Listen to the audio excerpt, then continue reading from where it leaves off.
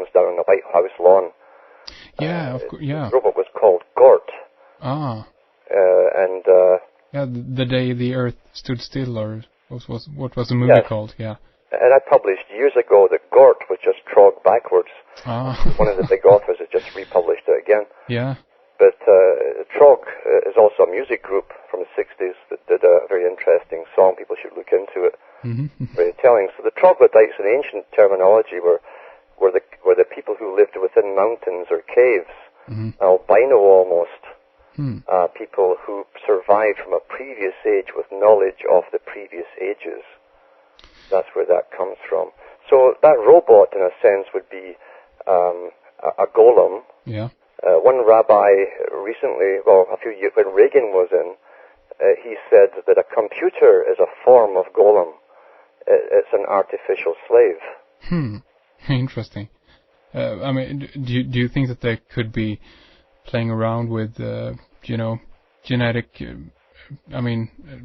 I guess combining stuff, or actually creating, basically, I don't know if monsters is the right word, but let's say like this: if they are interested in ever forwarding their agenda on creating, some kind of mystical theme going on, this is something that tremendously would help to propel that kind of emotion within the human species, like a alien invasion or whatever.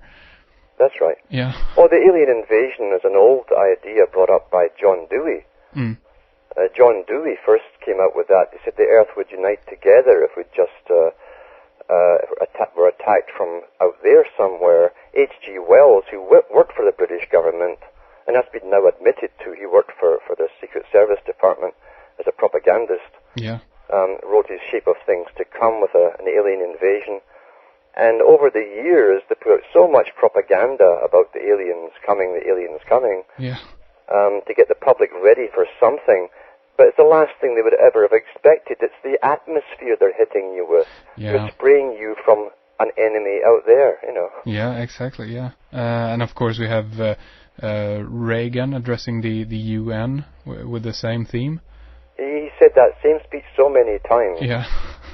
When he was in office, it's amazing. So I mean, again, I talked about this with a previous guest regarding, I don't know if you heard about this, but this was nuclear bombs going off in the television series 24. And again, it feels like they're after, yes, I say, the sensation, creating that mindset within people, and it doesn't matter anymore if it's on TV or if it's actually happening. It's the sensation, as you say, that they're trying to create. That's my take on it anyway. Well, absolutely. All the stuff that grabs us and fascinates us is deliberately worked out to program us along a certain way of looking at life and thinking about life. They always supply us with the answers, of course, in the movies and in the programs. And that's why it's called predictive programming. It makes us feel that when something happens in society, we think, well, that was inevitable. It had to work out this way. Because we've been programmed to expect it. That's why all the movies today have brain chips in them and stuff like that, and tracking chips. And for the very near future, it's all getting us used to the idea before it's implemented. That way, when it's suddenly sprung upon us, it's no shock. Yeah, exactly. Yeah, and you get easily, what's it called? You get acclimatized to that kind of idea that they're portraying. I mean, there is stuff going on. If you turn on the TV today, that I have to kind of remind myself and actively, consciously think when I'm looking at it to be able to actually, react to, the way I would suspect myself to do to get a reaction from it, because it's so, it's shocking, or it's so absurd or whatever, but we get so all the time so acclimatized to the propaganda that they're putting out there. Yes. And that's It's amazing how much stuff they're putting through in fictional form. Wrapping it up with excitement to grab the youngsters, who are going to be the main targets as they go through life. They're going to see it all happen. And we forget that even Lenin himself said that society can go off in 1,000 different directions. he said, but the public mustn't be allowed to know that. They must think the one they're born into is only natural evolution there is. And society goes off, and it could go off in any direction that the funders of all research and so on would give the grants to. That's how they direct what sciences are going towards what. If you were trying to get a cure for something, a real cure, you're not going to get any money. Yeah. Exactly. They decide where society will go through science. Yeah. Exactly. That doesn't propel the agenda, and again the idea of that you have to, take drugs for, everything basically to get your, everything from your immune system to basically, your sexual drives, as seems to be the latest fad, to get people hooked on pills to be able to, make love basically. It's yes. So sick, and it's what's interesting too, if you look at the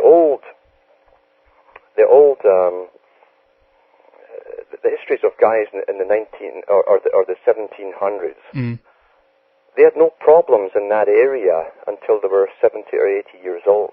Yeah. All the studies that have been released today show that men, before their 30s, some of them, are losing interest in any sexual activity. So they've been heavily hit. As people like Charles Galton Darwin said, he talked about the tampering of people's hormones to stop them from breeding. And I think they've been doing it through inoculations too, and the food we eat. Yeah, of course. So, men are actually losing interest in this. Yeah. And that's a perfect way to control the population or reduce the population right there. Yes.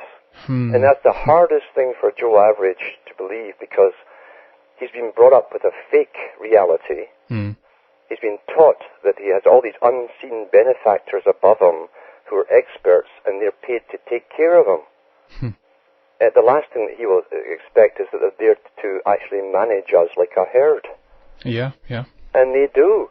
When they had the SARS outbreak in Toronto a few years ago there, which was really, it was a no-goer. It was more people died of the ordinary flu that year than ever before.